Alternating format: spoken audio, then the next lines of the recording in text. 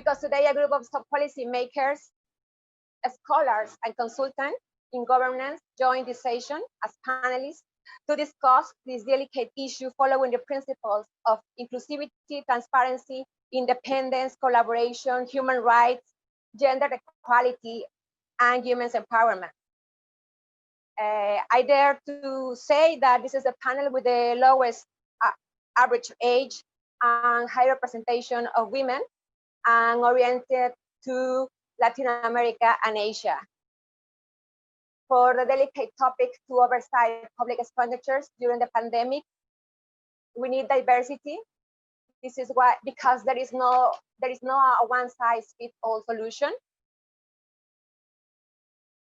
So we have speakers from Europe, Latin America, and Asia, including India, who will be hosting the G20 summit in 2021.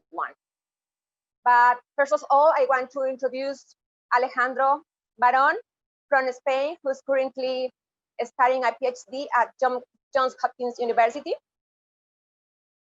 Also, Rogelio Cantoral from Mexico, who is a political consultant at the organization American States. Andy Norfolk Biddle, policy analyst at OECD, based in Paris, and with a focus in South Asia. Carolina Cornejo from the Open Governance Director from the Argentine government. Abhinav Prakash, who is an assistant professor at the Delhi University, and Isabella Rajal, who is an advisor to the National Congress of Brazil. First, I want to give the opportunity to talk to Alejandro, who will be explaining about why the health sector has this vulnerability to corruption. And he also will provide some examples that can be also good practices for G20 countries. So please, Alejandro. Thank you, Veronica. Hi, I'm Alejandro. I'm from Spain. I'm actually in Spain, speaking from my family's house. So I hope it's an old house. So I hope the connection is good and you can hear me well. I'm gonna share some slides. Just a second. So my basic goal today will be giving a short introduction about where are we now and what can we do regarding corruption, especially in the health sector. It's going to be a short talk. I mean, we just have 10 minutes per speaker, so I think some questions will pop up in the Q&A. I'm going to try to be as succinct and brief as possible. So right now we have a lot on our plates, and it would be tempting to think that we have more pressing issues on the table. So basically, we're just dealing with a health crisis, or we have other things to discuss in the political realm. For example, in Spain right now, there's a huge discussion in Europe, actually also in Brussels and Paris, about if cities should be closed or not.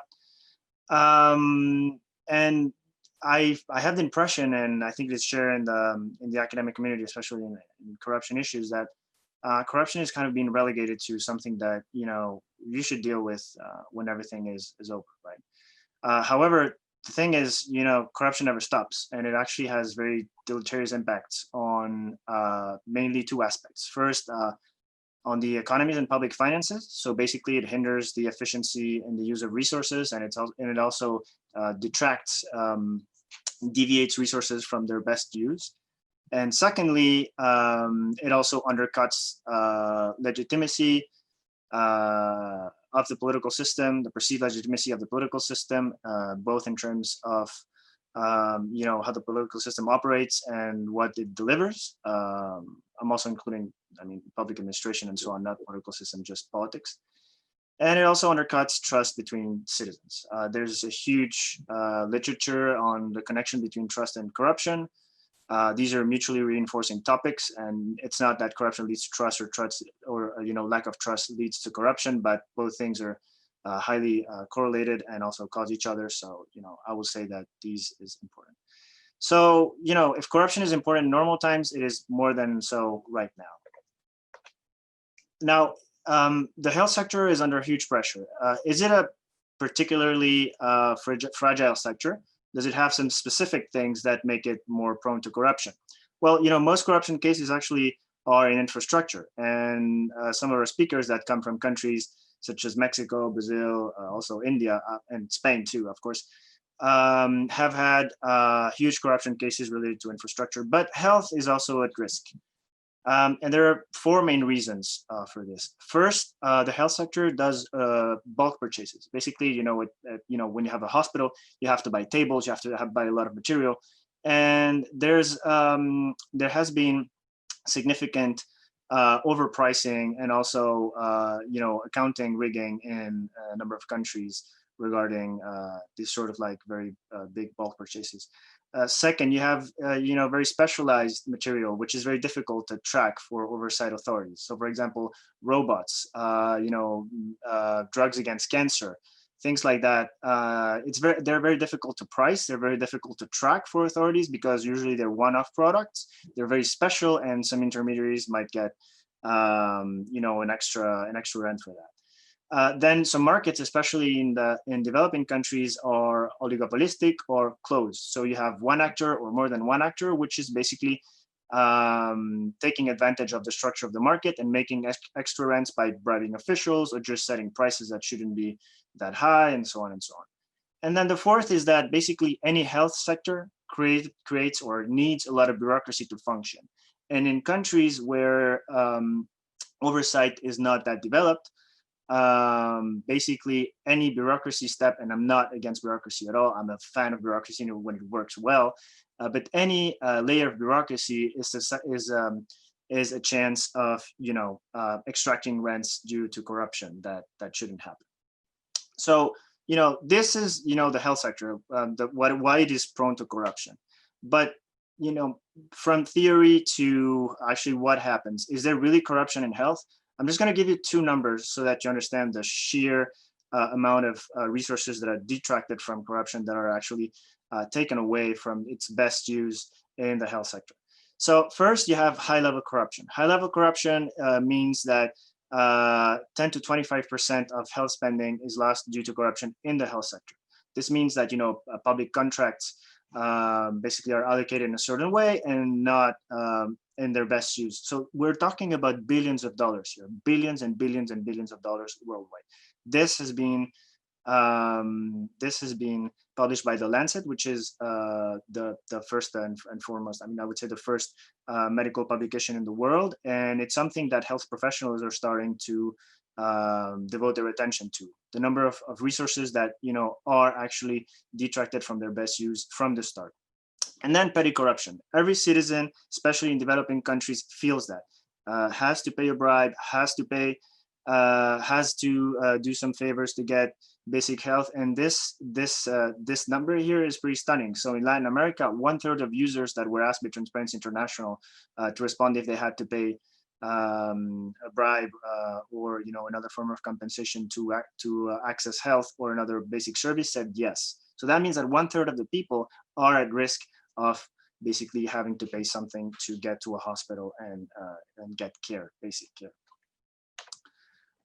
So right now under COVID, these risks are even more acute because of mainly three reasons. Basically, you need solutions right now. You need medicaments that are getting into your hospitals right now. This means overcosts. Not only that, you need medicaments and drugs based on your own health necessities. So for example, what's happening in Europe right now is that governments stocked up a lot of things, but need more because a second wave is happening was not understood that this fast. So public authorities are again buying, which means that oversight cannot keep track of this purchases. And then it also creates some strain on other state or institutional structures. Ministries of finance, for example, are trying to focus, or public procurement authorities, on buying stuff, but then this at the rate of speed that is going is really not allowing, for example, state attorneys or controller generals to follow track of what the health sector is doing.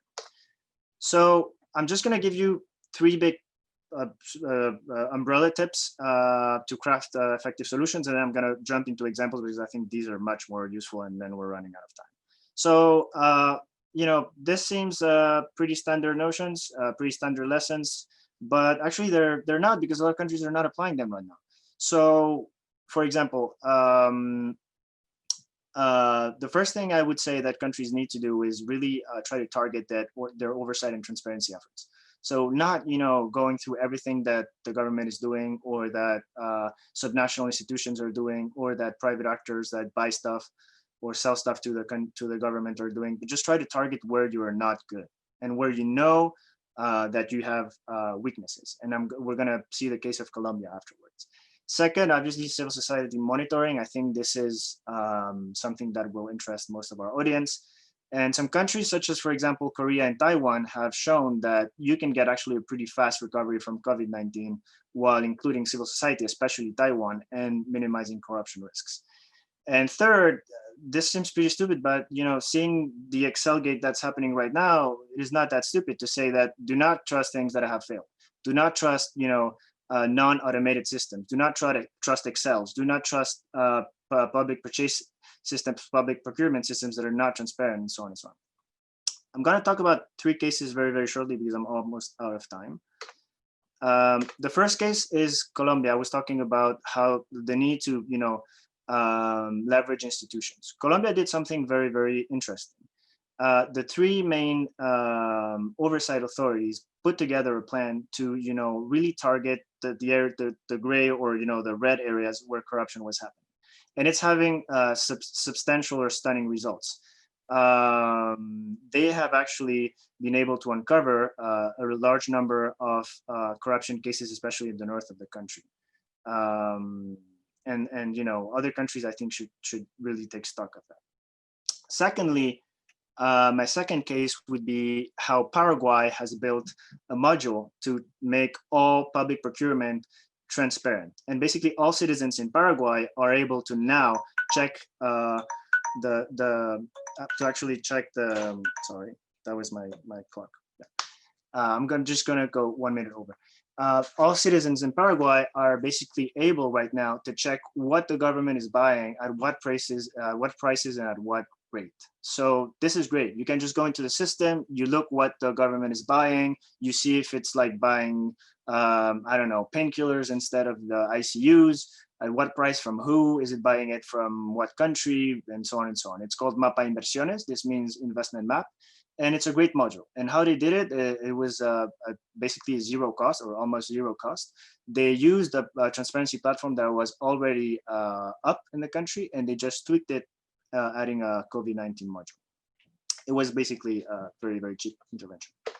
And then the last example, and I'm going to finish with this, basically is how civil society is putting together a lot of accumulated knowledge. And I think this is something that governments should tap into. And I mentioned the Taiwan and Korea examples before, because, for example, in Spain and Latin America, this joint platform called Frena la Curva, where a lot of civil society platforms are included or are part of this initiative, is actually gathering a lot of on-the-ground evidence. And I think governments should really take the time and should invite civil society organizations to have 3-party or 3 like multi-party tables to try to gather as much evidence as possible from the ground.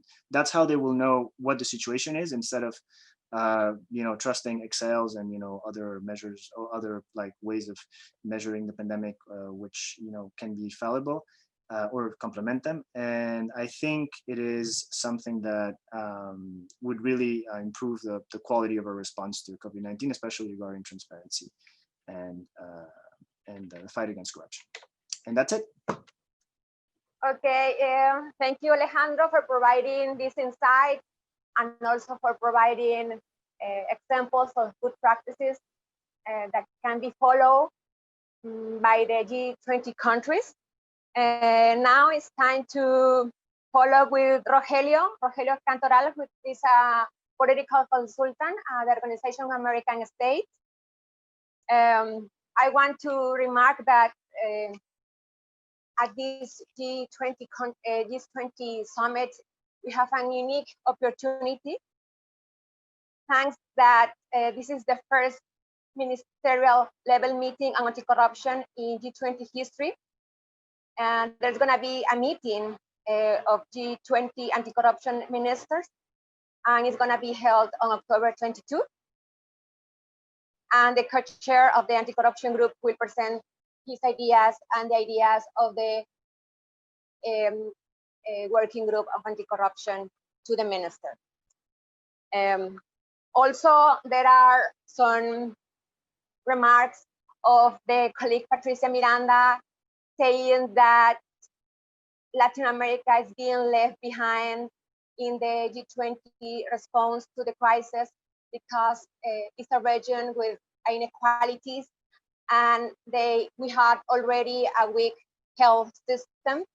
So I will ask Rogelio to provide his experience in international organization and also following the principles of multilateralism that are really important for the G20.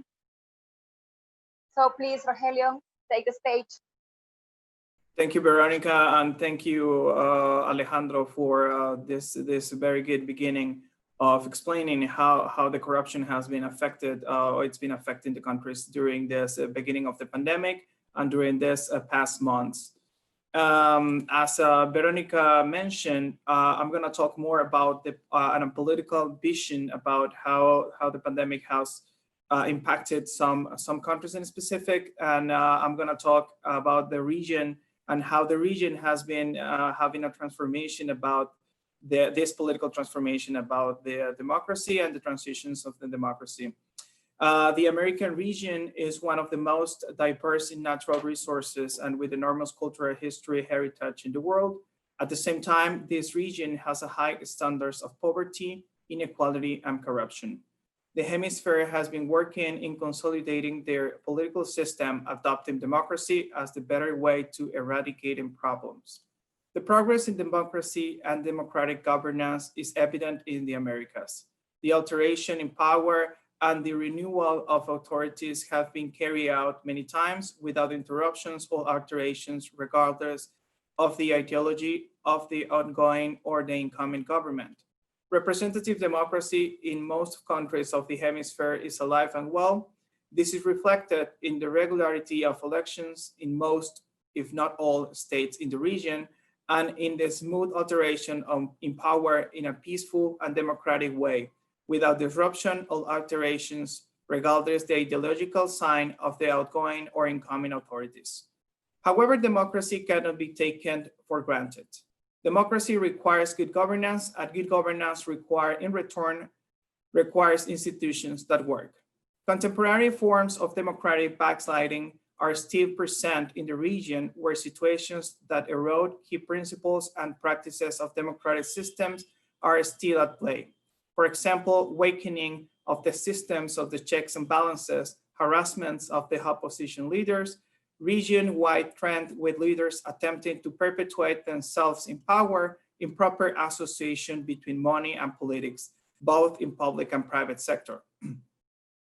Corruption scandals have shaken governments in the region to the point of triggering political institutional crisis and putting into the test the effective functioning of the systems of checks and balances in democracy. Moreover, during this pandemic, inequality and crime has violence remained tangible threats to democracy in the Americas, where large sectors of society remain excluded from reaping the benefits of democracy, and where endemic violence and rising levels of crime affect the security of citizens. In the case of the countries of the Caribbean community, CARICOM, recurring natural disaster also affect the basic survival of many countries. The destruction brought by the hurricanes almost every year is a case in point. Latin America is also experiencing a significant economic slowdown as effect of the pandemic, and particularly among the countries that benefit most strongly from the global commodity boom and high Chinese demand from the exports. Both Latin America countries and the international community will need to adapt to increase interdependence of global markets. the negative outlook for economic growth in the region promises to continue taking a serious social impact. Latin America has made great strides toward achieving growth in democracy, equity, and social inclusion. Since 2002, the size of Latin American middle class has doubled by some measures, and additional millions have climbed out from poverty into a vulnerable but nevertheless improved economic situation. However, these gains in social inclusion and mobility rest on fragile foundations. These fragile foundations are tested now more than ever. The COVID-19 pandemic has shown the vulnerability of the economic, social, and political systems in Latin America. The preservation of the essential elements of democracy will be essential to reduce the levels of citizen dissatisfaction with the political system. Current changes to democracy take place in a context characterized by the emergence of a new political cycle as a result of elections in several countries. New ways of citizen participation in the political processes, the widespread of the use of social network, and the economic slowdown implications for societies. Now I'm going to focus in some examples in the region. I just divide the continent into North America, Central America, and South America. Talking about South America, we have a very big sample and very controversial, actually, is the case of Venezuela. Venezuela, it's been under a big crisis. Venezuela has been righted in a deep political crisis, just increased by this pandemic. Venezuela is particularly vulnerable to the wider effects of the pandemic because of its ongoing socioeconomic and political crisis, causing massive shortages of food staples and basic necessities, including medical supplies. The mass emigration of Venezuela doctors has also caused chronic staff shortages in hospitals. At the beginning of the pandemic, Venezuelan government reversed its position about the International Monetary Fund, asking the institution about $5 billion to combat the pandemic. However, the IMF denied this request. According to a report by Bloomberg, the Venezuela's administration also tried to request aid of $1 billion from the IMF after the first request denied. Venezuela applied several economic measures to deal with the unemployment, the assumption of wage payment by the state, the suspension of the rent and credit interest payments, and the assignment of new bonds, the flexibility of new loans and credit, the prohibition of the cutting of telecommunication services, and the guarantee of the CLAP, the local committees of supply production. However, no one of these measures could help the economical erosion in the country. Likewise, the involvement of the inter-American and international community will be essential to help remedy the dramatic humanitarian situation in Venezuela people, their migrants, their health, and the necessity of rebuilding the country's economic and social fabric, as well for the reconstruction of the electoral processes in the country. Another example in Central America is El Salvador. During the past March, El Salvador president declared a state of emergency and a state of exception, followed by a solicited by Legislative Assembly, in spite of not having COVID-19 confirmed cases at that time. On April, the government inaugurated 2 hospitals with the purpose of attending 500 COVID-19 cases in the country. At the same time, the International Monetary Fund announced the approval of $389 million to El Salvador with the purpose of strengthening the most affected places in the country. During the summer, 4 public servers were accused by the media of possible cases of corruption related to public contracts with COVID funds. El Salvador government resigned their contracts and they are under accusations and under investigation. Another country that we could talk about using funds on using a lot of funds for the COVID-19 pandemic in North America is the United States of America. The United States, as we all know, it's been one of the most affected countries in the hemisphere about this pandemic and worldwide. The federal government of the United States responded to the pandemic with various declarations of emergency, which resulted in travel and entry restrictions. They also imposed guidelines and recommendations regarding the closure of the schools and public meetings places, lockdowns, and other restrictions intending to slow down the progression of the virus, which state, territorial, tribal, and local governments have followed. In response to COVID-19 pandemic, US Congress appropriated $2.6 trillion in emergency assistance for people, businesses, healthcare systems, and the state and local governments. The United States has been working with this pandemic in many ways. So they are applying many programs, public programs to tackle this pandemic. They also have a website where they put in the federal funds that they are using, and they are putting all this very clear in where they are spending this money. Another case in North America, we could talk about Mexico. Mexico ranks third in the world in coronavirus death, behind only the United States and Brazil. Experts say a lack of testing combined with an unfocused approach to tackling the pandemic has combined the situation for the country. Mexican government is following a strict austerity program and is reluctant to spend money on a wide-scale testing and some other medical supplies. The pandemic hit Mexico and a restructuring process, adding the health authorities have been bled dry by the pressure to cut costs. In addition, the country's former national health insurance scheme has yet not to be replaced. As final remarks, I would like to say that winning the battle to the pandemic will require good governance, and good governance in return require institutions that work. We must pay attention to situations that erode the country's systems. Corruption, inequality, and poverty are the principal enemies of the region. Countries of the hemisphere need to continue fighting against these enemies, especially during these complicated times. Thank you, Rogelio, for your insights and your vision from the Organization of American States, and also your remarks about Latin America and especially Mexico. And now, following the wave of multilateralism, now I want to ask Annie Norfolk, who is a policy analyst from OECD and focused in South Asia, to provide her insights about the oversight of public expenditures in the South Asia region. So I just wanted to briefly touch, to add to the other participants, briefly touch on the role that multilateral organizations like the OECD have in the fight against corruption and efforts to strengthen integrity and good governance at the global level. So as many of you perhaps know, the OECD was set up in 1961 as a global effort to stimulate economic progress and expand trade and investment internationally.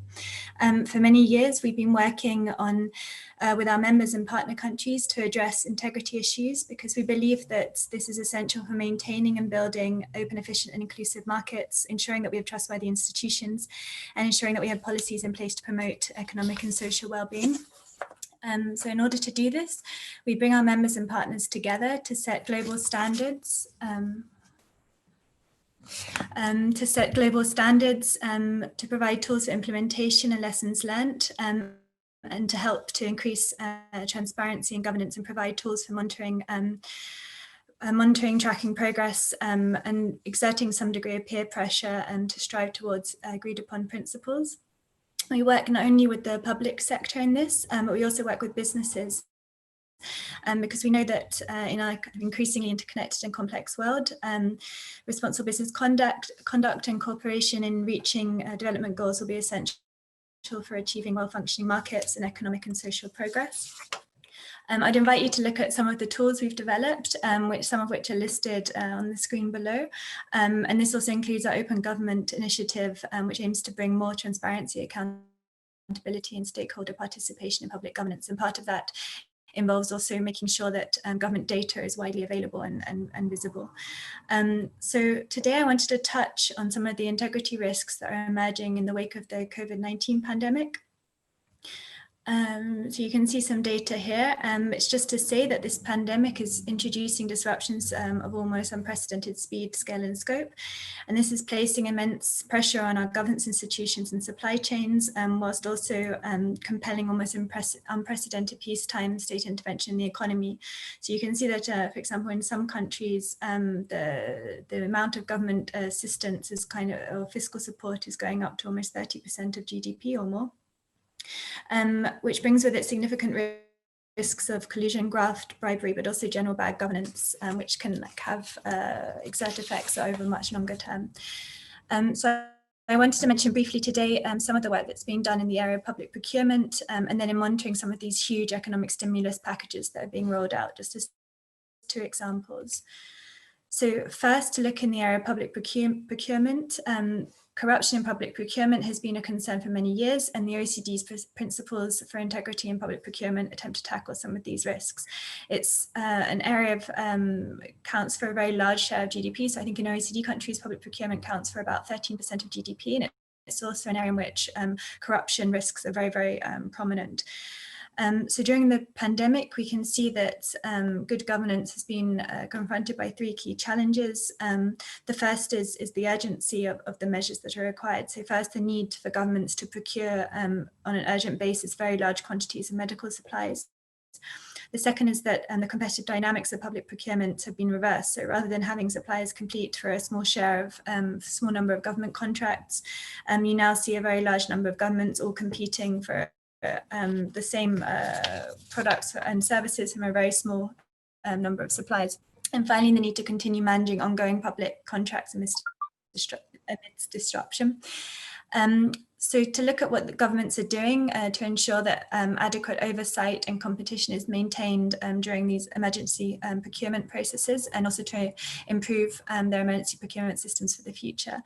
I won't list them all now for the sake of time, but some of them are listed on the screen.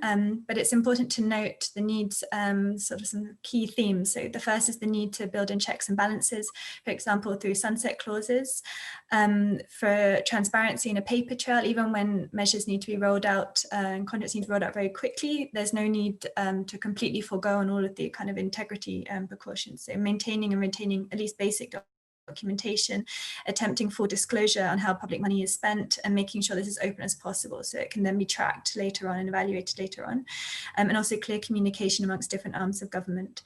And this might involve, for example, setting up a central price and supply tracking system to look at key products and services, and this can raise red flags in case money is misspent.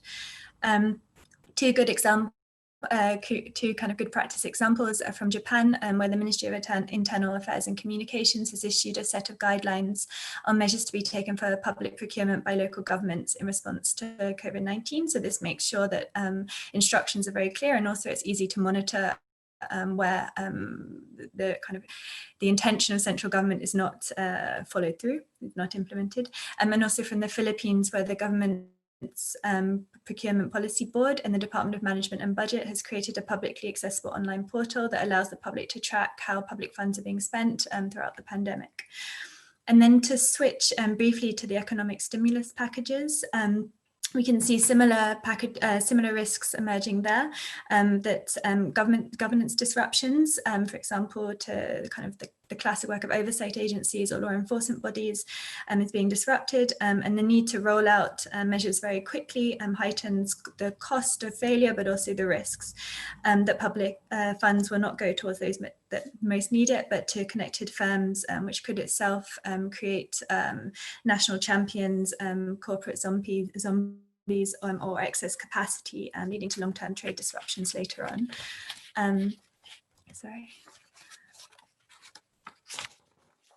So to look again very briefly at what's been done in this area to kind of try to mitigate some of the risks of corruption, there have been efforts, or general bad governance, there have been efforts to reinforce supreme audit institutions and internal audit functions. So the US's stimulus packages have also involved a kind of funding line which allocates funding to the GAO to establish or leverage existing legislative committees which can oversee the government, the executive, bodies functioning, and so they can oversee the government's response to the crisis, including the economic stimulus packages, and this is what's been done in New Zealand, which meets remotely via video conferencing platform and publishes these meetings online to ensure transparency, and also to ensure that whistleblower protections remain in place and are reinforced. And then just to kind of quickly close this intervention, I want to just quickly highlight the fact that the OECD has developed a kind of online portal that tracks all of the work that we're doing to look at the different public policy issues emerging around the kind of the coronavirus pandemic and the consequences of that, which you can all look at online. And please don't hesitate to contact me if you'd like any more information about our work. Okay, thank you, Annie. Only have a question for you. If you could answer quickly.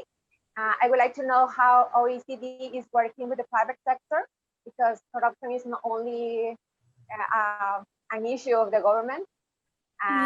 Usually we think that the government is responsible for all the corruption, but also the private sector has their own responsibility.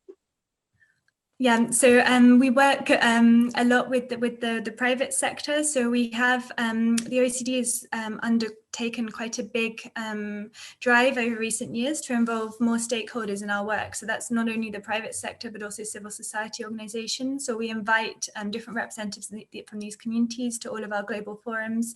And we also have like specific bodies that kind of sit within the OECD. So they ensure that the voice of the private sector and also, for example, trade unions is kind of representing our work. So we have a body called TUAC, which is an organization of trade union representatives, and also a body called BIAC, which represents businesses. And they're heavily involved in our work on a kind of established and systematic basis. And then also we've kind of a lot of the time, a lot of our work involves sending out surveys to civil society organizations and to businesses to try and get their feedback on some of the work that's being done and what some of the policy needs are.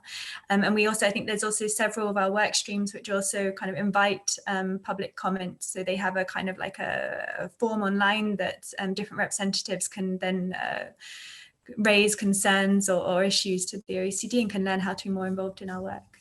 Okay, thank you, Annie, for your insight. And now it's Carolina's turn. Carolina is the Open Government Director of the Government of Argentina. She's the point of contact with the OGP, the Open Government Partnership, and they work closely with civil society as well.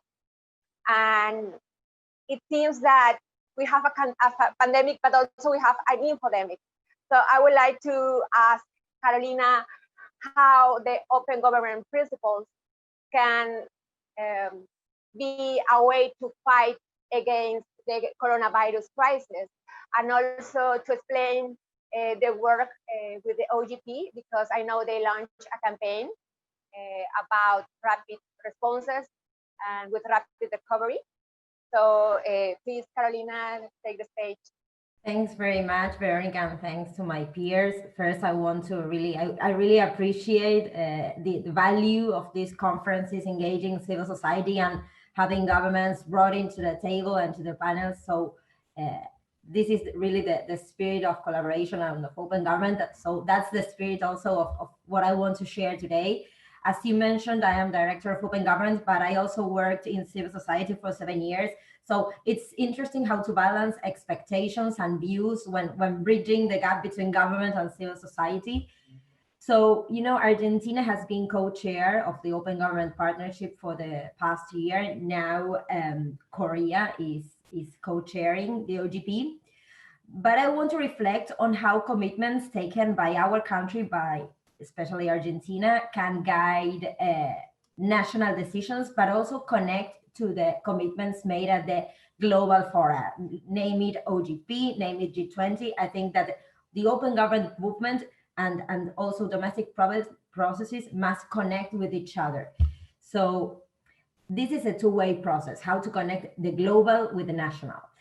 And I want to really highlight the importance of this panel of addressing anti-corruption right now, because combating corruption remains a top priority for the G20. And even as stated in the G20 Anti-Corruption Action Plan for the 2019-2021, preventing and fighting corruptions are core to maintaining the rule of law. So why is today transparency in procurement processes more important than ever? Well, you have already named it. This is because of a pandemic. These are exceptional times. And what is really at stake here is trust in public institutions.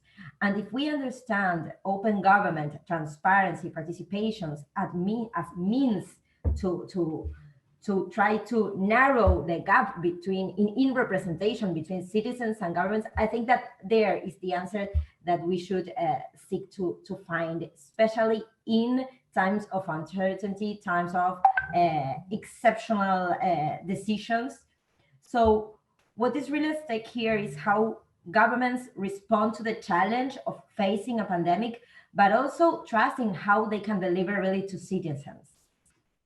So first, I think that we should acknowledge how the pandemic has a very strong impact on the most vulnerable, women, the poor, the marginalized.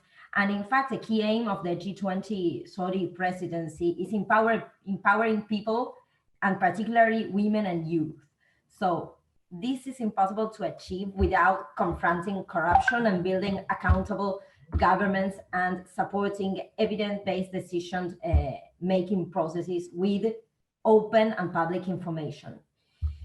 So what I'm trying to say here is that the response to COVID, especially in terms of fighting corruption, must be inclusive, must foster equity, and must contribute to bridging the gap in public representation.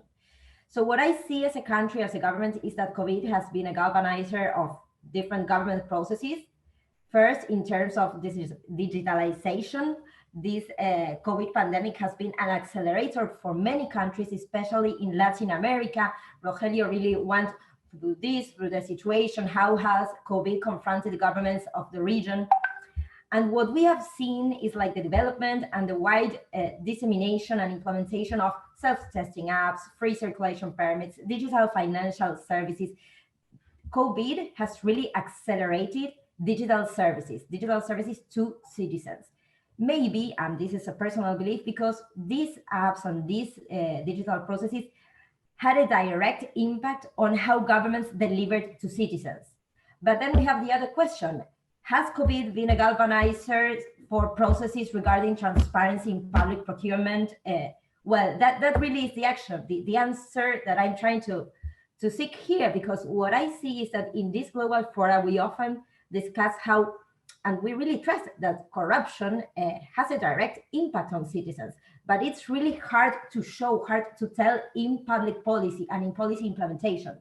So I think that how we can advance transparency and fight corruption in the middle of a pandemic has to do also with whether procurement processes in governments had been in place before. So while technology is just one part of the solution to the pandemic or to policies related to the pandemic, the G20 governments, I believe that they should use technology where possible also to fight corruption, to improve transparency, and to engage citizens and CSOs in decision making. So in the case of Argentina, we have undergone transition like 10 months ago, but there had been developments regarding transparency in public procurement. And this was also a commitment of Argentina in its third action plan before the OGP. There was a commitment on implementing the open contracting data standard. It was not fully implemented, but yes, what I can tell that it had paved the way for opening up data on public procurement. So now the question is, but how does public procurement work in times of emergency? So the development of this OGP commitment in a way contributed to develop an answer to the pandemic in terms of transparency in public procurement. We had the National Procurement Office inform these public procedures and all the procurement processes led by different institutions, government institutions. We had also the Anti-Corruption Office issue a series of recommendations on transparency and integrity in public procurement. They also developed capacity building and training. And most interesting in what I want to highlight is like how we managed to connect these recommendations with opening up data by public agencies in relation to the pandemic. So we had the Ministry of Health and the Ministry of Transportation open up data on procurement processes based on these recommendations, but also based on the open contracting data standard. So this is just one side of the coin. Then we have initiatives by civil society, and really the challenge is here how to connect this. And we had this observatory on public procurement developed by CSOs, developed by an organization, by the National Chapter of Transparency International, which was a really interesting and very comprehensive initiative because they started mapping all these procurement processes informed by government, but also opening up data on them. And these kinds of initiatives for an open government unit are really welcome because they help raise the bar and they help us as government agents go to other ministries and offices telling, okay, this has been done by civil society. This is what we should be doing. So this is the value of open government and what I'm trying to stress here. It's not just government putting forward initiatives to fight corruption, but it's also civil society sometimes taking the role that governments should take. But how can we take profit of these initiatives? Well, by sitting on a table, by agreeing on what kind of information is relevant in terms of in a moment of emergency. And as stated also in the G20 anti-corruption plan for the year 2019-2021, no country is immune to corruption and governments cannot tackle it alone. So we need the support of civil society and also of business. And in a way, our government's response to the pandemic in terms of procurement in public processes has also been guided and connected with what I mentioned before, with connections at global fora, like the OGP, like the Open Government Partnership, by organizations leading standards on open procurement processes. And just to answer your question, Argentina has been chair of the OGP. It has also been chair of the G20 while being incoming chair of the OGP. And this has been really helpful because we managed to connect both global fora with domestic processes. And I think that this is the way that we should go forward. Now, Italy is incoming chair to the G20. Italy will also be chair of the, it's incoming chair of the OGP, but also will be chair of the G20. So I think that there is a massive opportunity. Through the OGP, we fostered this campaign, Open Recovery, Open Response, Open Recovery. We wanted to foster the principles of transparency, participation, and accountability in the response to COVID. We fostered thematic interventions that can really underscore the values of open government. So, for instance, we discussed and pushed for more initiatives on access to information. We know that in times of emergency, many countries restrict or delay answers to requests for information. So we started discussing this. We started fostering good practice, documented best practices, and fostering also exchanges between countries. And just to catch up on what Annie mentioned before, we also fostered a call to action on transparency in safety net and stimulus packages. Argentina, in fact, opened data regarding the disbursement of these stimulus packages at the national and federal level. And I think that it's also important to mention that some of the core values and priorities of Argentina and Robin Hodes as co-chairs of the OGP have been anti-corruption and civic space. And these are also at the core of the co-chair year of Maria Barón and South Korea, which are the current chairs of the OGP. So just to end my presentation and to answer to your specific questions, I think that there are very big opportunities in terms of connecting global fora like the G20 and the Open Government Partnership, but also there are important opportunities to connect the domestic commitments made by governments with those fostered at the international fora, especially G20 governments making commitments at the G20. I think that there are different ways in which the OGP and this global movement on open government can support the G20. For instance, presenting data and evidence on anti-corruption trends at the anti-corruption working group. Argentina has, for example, invited the OGP to present at these group meetings. Also, we have next year the anniversary of the OGP, the 10th anniversary. So there's going to be a summit in Korea. And I think that G20 countries, organizations taking part at the C20 must be there and must foster this discussion, especially whether we have managed to move from an open response to an open recovery, a transparent recovery, and whether this is leading us to a kind of open reform, whether this is going to change governance, and especially whether this is going to help us regain trust in public institutions. So I just want to end with 4 final thoughts. I think that first, the crisis and emergency underscores the values of open government, transparency, accountability to fight corruption. Second, I believe that G20 governments should commit very clearly to being accountable for these actions, especially for the commitments made at the international fora. Third, I believe that anti-corruption is not just about institutional strengthening, it's about delivering to citizens, it's about fostering better quality services and policies. And finally, I believe that the G20 must go much further in implementing past anti-corruption commitments to bolster accountability and also to demonstrate a clear commitment to this agenda moving forward. Thanks very much. Okay, thank you, Carolina, for your insights and remarks about the importance of the open government principles, open government values during this crisis. Now is the turn of Abhinam to take the stage. At the beginning, I have a lapsus and mentioned that India will host the G20 the next year. It's not, it's Italy. India will host the G20 on 2022. But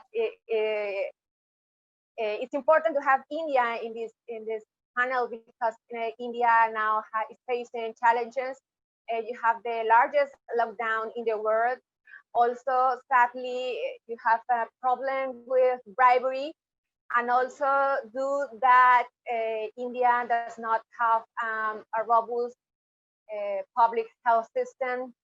Most of the patients of the coronavirus are relying on private sector services where there is also corruption. It's not only a matters of the government, it's also a matters of the private sector. So I would like to ask you go further with more details about what is happening in India and how you are overseeing the crisis. Thank you, Veronica, and thank you to my co-panelists for the points they have made. See, as you see, India was caught a bit unprepared when the pandemic started because we already have a very weak healthcare system. So the public health expenditure in India is only 1.2% of the GDP. So most of the people rely on the private health expenditure. So the government, when it saw in the March that this pandemic is spreading now in India, so we went into a very early lockdown. It was the harshest lockdown and the longest lockdown in the democratic world. And the challenges before the government was very simple that we have to immediately increase the capacity of the healthcare system so as to deal with the number of patients which will be coming in, support the industry in the meanwhile, support the incomes of the people, and also support the masses because India also has a very high rate of poverty. So when it comes to the industry, the idea of giving income support or the wage support was dropped because we do not have the database, because around 90% of the workforce works in the informal sector. So that was not feasible to provide wage support to the people like was done in many of the other countries. So instead, most of the support to the industry was in the form of loan guarantees, credit extension, moratorium on the loan repayment, and so on. In the second case, the government did a very massive intervention in supporting the people. Some of the interventions were like providing free LPG cylinders to the 80 million families for 3 months, transferring direct benefit transfer into account of 200 million women for the 3 months. More than 420 million beneficiaries were there of this scheme. The government provided free grain services. They increased the older quota, and more than 750 million people were covered with the provision of the free grain over the duration of the lockdown, and this scheme is still running. It will end in the end of November. And there were various other things like providing free grains to 80 million migrant workers and providing collateral-free loans to hundreds and thousands of self-help groups. But the corruption basically comes into place in two levels. One was the procurement process by the public sector. So there are cases across the countries, and different states have different experiences, because in India we have a multi-party system. So we have more than 52 state parties, 8 national parties, and different states are ruled by different parties. So there's no uniformity in the experiences across India. So, but what we see is that there were lots of overcharging, overbilling. You have the cases where the two different departments of the same government were procuring the same item at different rates. So one was procuring it perhaps at 200 rupees per piece, other was charging 600 rupees per piece. So there was massive petty corruption across the procurement process in the public sector. Then the massive corruption came into play in the implementation of the lockdown. What happened, because of this very harsh lockdown and the pandemic act, which was invoked, the India briefly slipped into a kind of bureaucratic rule. So Indian bureaucrats became all powerful. So, and they also had lots of flexibility and autonomy as to what to do. So in different districts of India, and remember, the districts of India have a population of 4 million, 5 million. So they are like really large in the terms of population. So when the bureaucrats became all powerful, they started making rules and regulations which were kind of arbitrary, and there were lots of rent seeking going on by the different officials. In fact, the Anti-Corruption Bureau pointed out that the police came out to be the most corrupt institution in this lockdown, because they were enforcing the lockdown. So to allow even the essential services, they were taking bribe from the vendor boys and the companies. And they came up with lots of rules and regulations which were so contradictory to each other. They were not clear, and to an extent people say this was deliberate. So if you have a person who is a delivery boy in a company, let's say the food service delivery, you have to have a pass for the delivery boy, you have to have a pass for picking up the supplies, you have to have the pass for moving the vehicle in the city. So this led to an extractive behavior by the bureaucracy, and the corruption was really immense at the petty bureaucratic level. Other point is that the rich were able to bypass the system. So when we went into the lockdown, we saw that all the rich people who could afford to pay the bribe, they were able to take out their family members, their children who were stuck in the different cities, whereas the poor workers and the poor people were stuck where they were because they could not afford to pay the bribe. And the other massive case of corruption, Veronica, came in the private sector. This is normally we do not talk about. So the private healthcare system in India is, also very arbitrary. The regulations are weak, and there are lots of unethical practices which are going on. So they were overcharging the patients. If you want to get a hospital bed, you have to pay a bribe, because there was a shortage of ventilators and hospital beds. And the government tried to control it, but again, the same thing happened. So the government circulars were riddled with inconsistencies. So there were exemptions given to private sector which were not explainable, and there were certain items like the let's say the mask and the personal protection equipments which were not covered by the circulars. There were no price capping on them when the government tried to control the private expenditure, because those items are not covered under the insurance policy. So there were lots of policy level corruption going on, with the bureaucrats devising the laws which benefit or favor certain companies, certain hospitals, or certain section of people. There were petty corruption going on the implementation of the lockdown. And when you have the lots of migrant workers leaving from the cities after 2 months of the lockdown, so there was massive corruption in arranging buses and the train for them. So the government said that we are providing the public transportation, but on the ground, these poor workers were being charged bribe to assure a seat in the bus or the train. But when we come to the government support to the masses, luckily that was largely corruption free. And that the reason was the deployment of the technology which has been done in the last couple of years. So India has built this formidable infrastructure of what we call Jan Trinity. It's called Jan Dhan account, in which more than 400 million bank accounts were opened for the masses in the last 5-6 years. You have Aadhaar, a biometric ID card system, in which 1.25 billion ID cards have been issued over the past few years, and you have the extensive mobile coverage.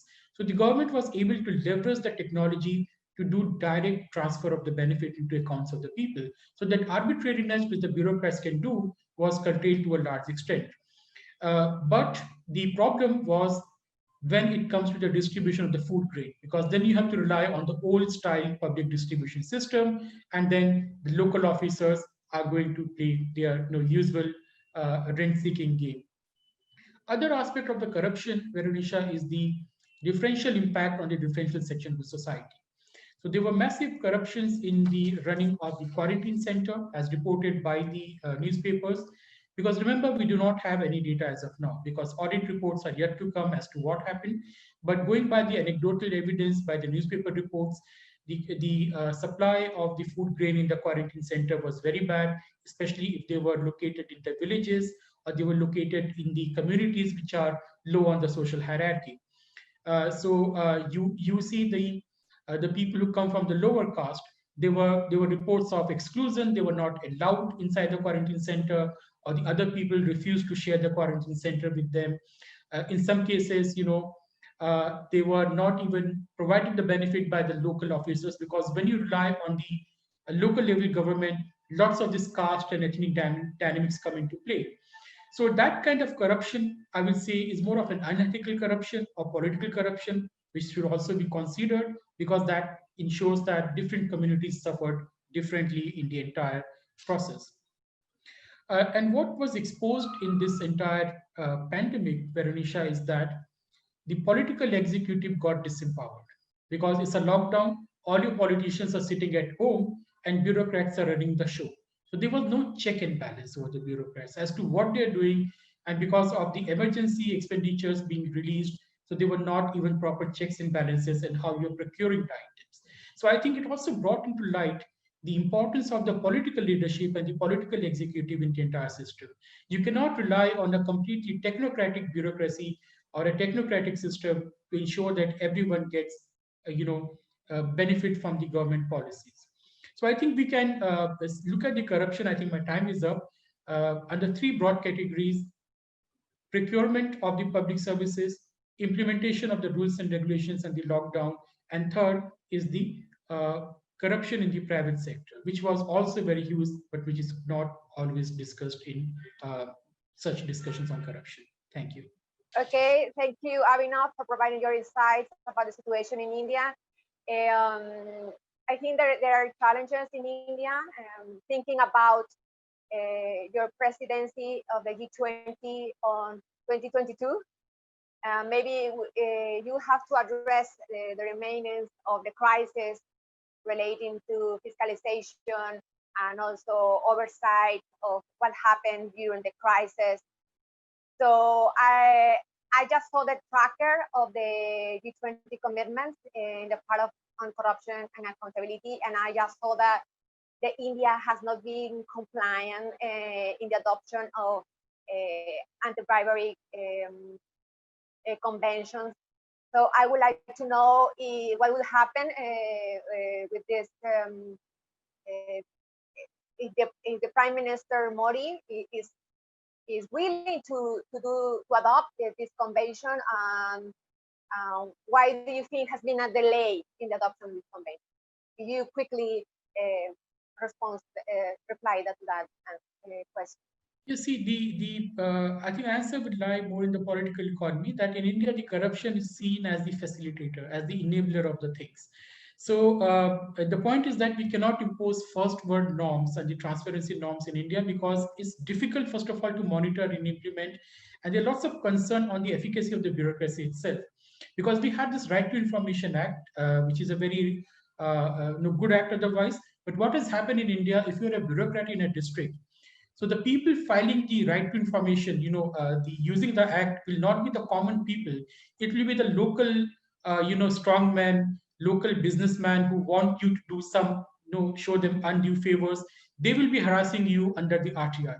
So if you have to balance the existing social reality and also the, the norms of transparency and the RTI. So the government has made some changes in the RTI to shield the bureaucrats from the Right to Information Act, because it was making the entire system dysfunctional. So I think, the government is committed on cracking down the corruption, because in the last 5-6 years, we have seen a massive crackdown on the corruption. But implementing those particular norms is not, first of all, not in the political discourse of India at the moment, because the concern is something else, not really transparency not really, this thing. Second point is that it's a very complex polity. The central government cannot do what it wants to do. You have different state governments who are ruled by different political parties. So it's very difficult to create a consensus in India. But I think it should be, done as soon as possible. We have to wait and see how the polity unfolds in the future. Okay, thank you very much. And we are running out of time, but last but not least, we have Isabella Lajar, who is an advisor to the National Congress of Brazil. She's gonna giving us insights about what is happening from the Congress, from that branch, and why it's important in the monitoring of this crisis, and that is being left behind in the management of the crisis. And she's gonna talk about her experience in Brazil, and also the challenge to work remotely. Congress is a parliament's work with gathering of people. So she's gonna talk about those challenges. Please, Isabella. Thank you very much, Veronica. I think it's interesting to go last, especially after a few of the talks and conversations. As I was watching Alejandro's presentation, I was thinking that Brazil, unfortunately, checked all the boxes of what not to do. So it's a little bit disheartening, but it's interesting to analyze. So a little bit of context, I think, before I start, it's interesting to mention that Brazil was already in a very sort of weakening in a track into weakening institutions, its institutions. So we had the car wash operation against corruption and everything, but we haven't had any massive institutional improvements afterwards. So we had a lot of persecution and everything, but we didn't have institutional changes that would improve the overall fight against corruption in the country and anti-corruption measures. So we already were going into very polarized and weak institutions pathway. And then I think that pandemic just really accelerated that in many ways. So starting by the National Congress, as you mentioned, yes, we quickly switched into remote mode. And it's interesting because once we switched into remote mode, it did fast track a lot of approval of very much needed laws. Because the government was very slow in response, we had a very much needed and very important response from Congress, and it started passing very important measures such as an emergency emergency aid for those who need it the most, loans for small companies and everything. But this quickly deteriorated into much lower participation from society. So we had much lower fiscalization from society, lack of participation in decision making, because since we were doing it remotely, civil society wasn't allowed in. It wasn't allowed in congressional meetings. It wasn't allowed, not even all Congress people were allowed. All the decisions of what was going to be voted are being taken up to this point from, I think we've been since March, so we're over 6 months now, are being taken by a few Congress people, a few congressmen. So we had shorter deadlines, and we had a lot of what we call in Brazil, we have a very specific type of law that's called provisory measures, which is a decree that the federal government passes, and it's valid immediately, and then the Congress has 4 months to either approve or reject it. So the government started passing a lot of those, which makes sense because those are made for emergency states. But at the same time, since it started doing all those provisory measures, and since the Congress had very low civil society participation, a lot of things that weren't supposed to pass started passing, and a lot of matters that weren't pertinent to the pandemic started passing. So on top of having no, after the first few moments of very much needed rapid response, we started passing being very vulnerable to interest groups and very lax on corruption, anti-corruption measures. And one very good example are bidding process rules, which in Brazil, we have a very complicated bidding process. So we have our law for bidding process has around 170 articles. So it's such a complicated bidding process that once we started the pandemic, of course, in the emergency state, they had to go to the other side completely and exclude bidding rules and just open public procurement. Since we had no measures and since the Congress passed a bidding process that opened up for any public procurement, even those not unrelated to the pandemic. So we started having a very big disparity among states. So for example, we had lack of coordination from the Fed. So going back a little bit, we passed on many what we call little articles that had anything to do with had nothing to do with the pandemic fight. So then now governments can buy any sort of item, any sort of needed things without any competition, any transparency or bidding process. We've had a few decrees passing also that go against our anti-corruption institutions. So the Controllership General now has been persecuted politically and everything. So we've had a very negative process through it all because the civil society isn't participating and because very few congressmen are deciding, and the government has been having a lot more strength into weakening controlling institutions and anti-corruption institutions and fiscalization institutions within government. We even had, I know one of the panelists mentioned, our government saying that they did not need to respond to requests for information from civil society because of the pandemic. And then our judiciary system has been resisting a little bit on those measures, but not enough. So we've been having a lot less control in terms of corruption and transparency and everything. So what I meant about lack of coordination from the federal government and combined with all these, with the not using very good bidding processes, is that, for example, a very good state governments were on their own to buy respirators and tests and everything. So we had very, very strong disparities between government responses. Very, very strong disparities on government responses, such as, for example, one state spent 50,000 reais in each respirated, and then the other one spent 214 reais. So we've had many corruption scandals as well. So in Rio, for example, I'm not sure if you followed, but we've had the current governor of Rio de Janeiro is suffering an impeachment process, and all of those scandals and all of those news and everything and investigations have been eroding public trust in a way that it was a lot harder to, in many ways, it was a lot harder for the governments to enforce social isolation measures and everything because public trust was so low. Also in Rio, we've had all those scandals really cost lives. I know corruption always, of course, all of us know that corruption always costs lives.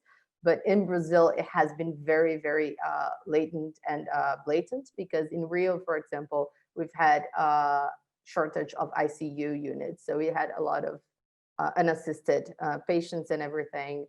And for example, the government only delivered 2 out of the 7 promised field hospitals and everything, all of this because of a lot of the lax measures that were allowed and everything, and all of the corruption scandals that we had.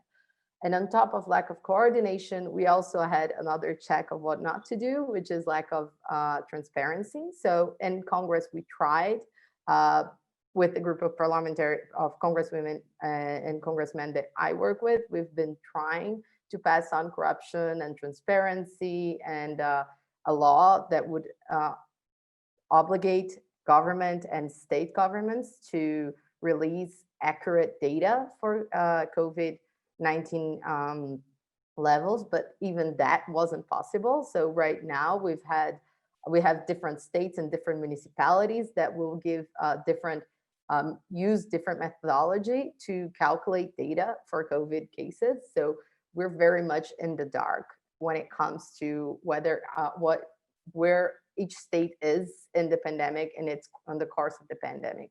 So that also collaborates for the lack of trust. So all of this has created a very, very strong and uncertain scenario when it comes to Brazil, a very strong and uncertain, a very weakened, much weaker institutions than in the beginning.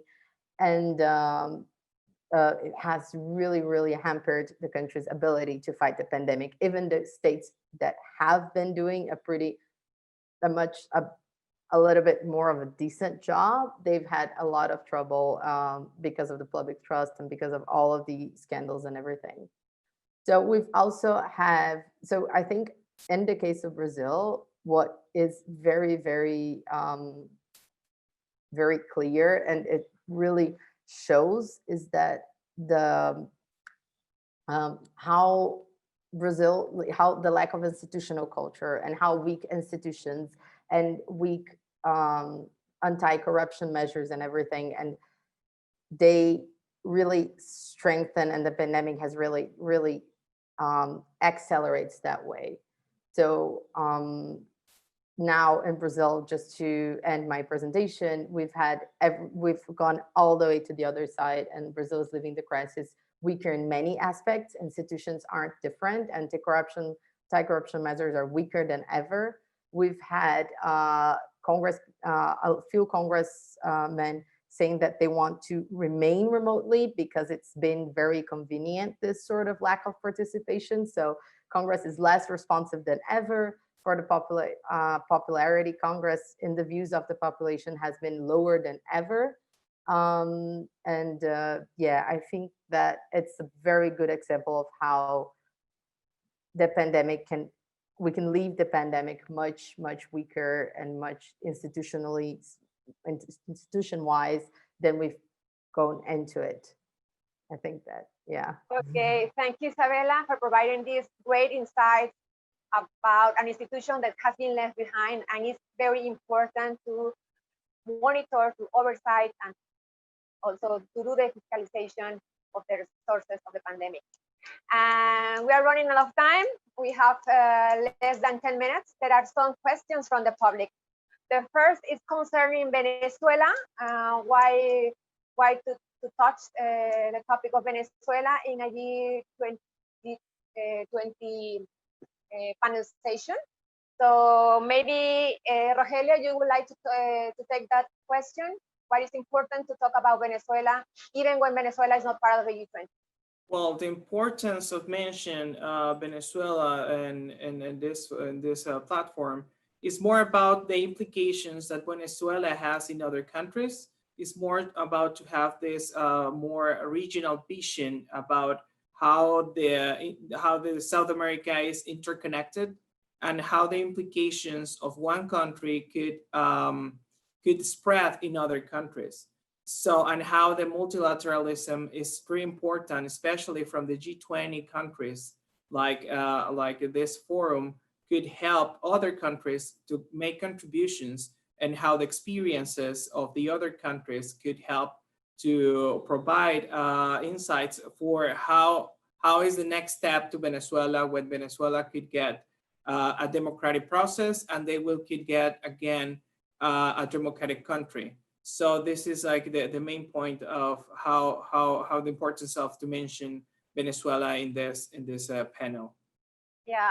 Also, I would like to add something to that answer. That one of the principles and values of the G20 is also to take into consideration the global South. The G20 is not only a summit of rich countries or big countries. And this crisis needs the coordination of all. We are not an island. So this is why it's important to talk about other countries. And also, for example, in the case of the presentation of Alejandro, he provides examples of other countries that not belong to the G20, but are doing good practices. And maybe the G20 countries can follow and take into consideration those examples and good practices.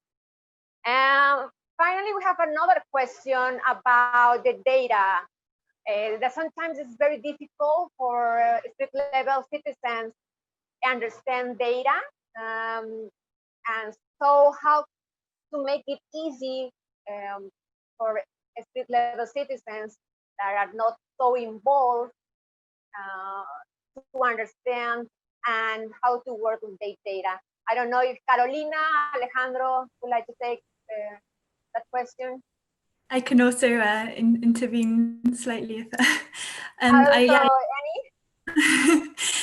I also don't necessarily think that needs to be the responsibility of government as well. I think on the government side, it's more about ensuring that they produce this data and that it's accurate and reliable as possible. I think this is a job that civil society organizations, for example, media watchdogs can do. If the data is available and they have ways to scrap that data, use machine learning to analyze some of its findings, to notice discrepancies in the data, for example, and then they can find ways to kind of to analyze it and compute it into concrete policy lessons, and also find ways to make that available to the public online. And Isabella said, a lot of the time you can see great divergences between different states, how they're performing. So this can also be an opportunity to name and fame states that are doing particularly well. And that's also, there's an incentive also for the central government to see how the different states are performing and implementing some of the public funds that are made available to them. If I may also, I think there's maybe it's interesting to also mention that I agree, it isn't the responsibility of government to, it shouldn't be, it could be a responsibility of civil society to make that data in a way that is friendly, but I think it is responsibility of government to make that in an open format that is easier to process, because as in Brazil, we have the issue that you have a law for requests for information, but many times the government will send a PDF or in a way that isn't comprehensible or isn't processable by machine. And I think that's an important step if we want to make it available for the public, even if we need it translated a little.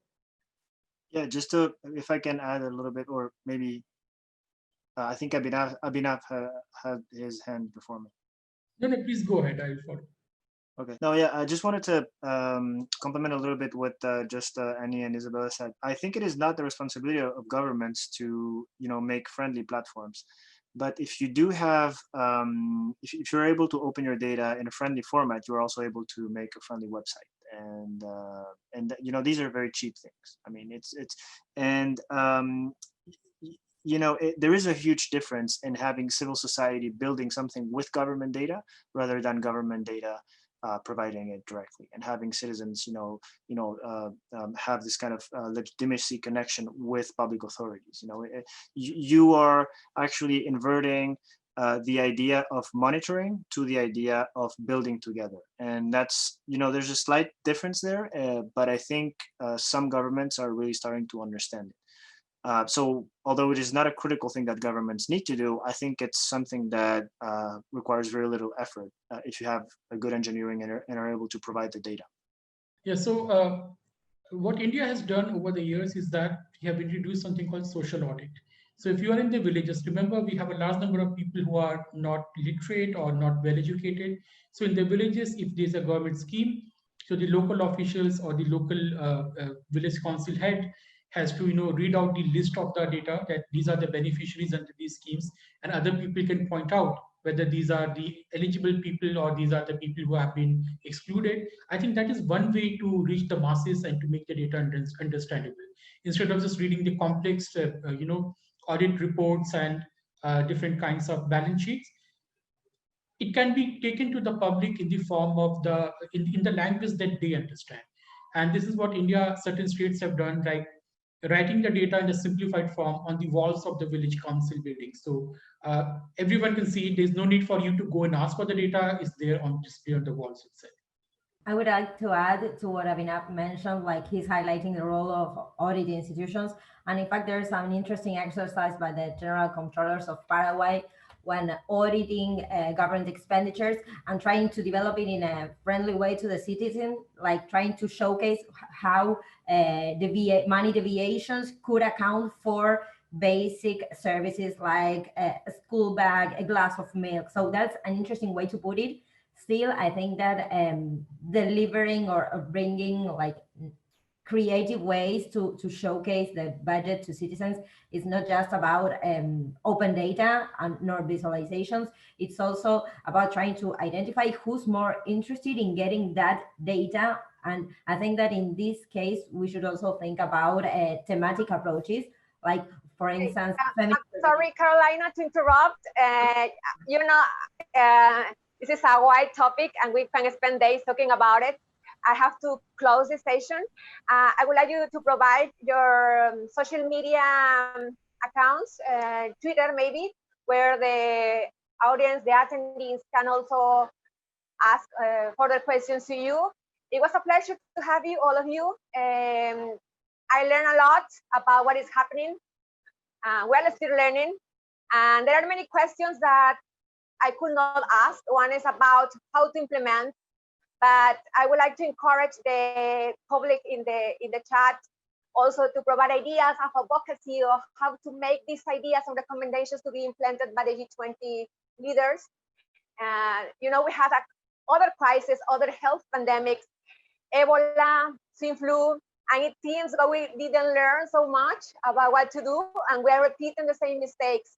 So please share your account, your digital accounts, and so other people can reach you. And it was a pleasure to share the panel with you. I send you kisses and hope. Thank you, Veronica. Thank you. Thank you, Veronica. Thanks to all. Thank you very much. Bye-bye.